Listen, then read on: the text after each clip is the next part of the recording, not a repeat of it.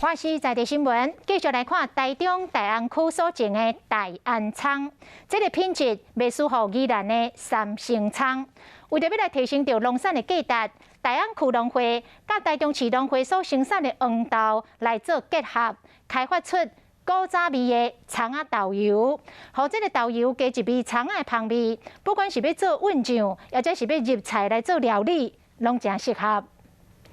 豆油一个倒出来，瞬间就会使闻到伊甘醇清芳的气味。也毋过这毋是一般的豆油哦，是大安区农会结合台中市农会所生产的国产非基因改造黄豆啊激出来古早味的豆油。毋管是用来混，还是要摕来做料理，拢真适合。市面上一般比较少见，因为它还有青葱的味道。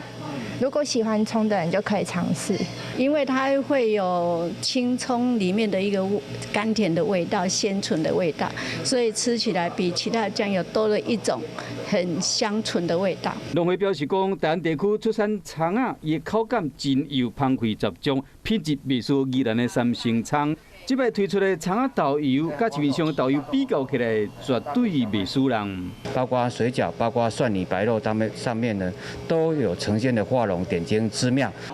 农会嘛强调讲，选用食材拢有产销履历的认证，制作过程嘛无含丰富剂加色素，坚持100%用吉的。伊嘛讲，互消费者伫安心食用的时，嘛会使开创在地农产的新商机。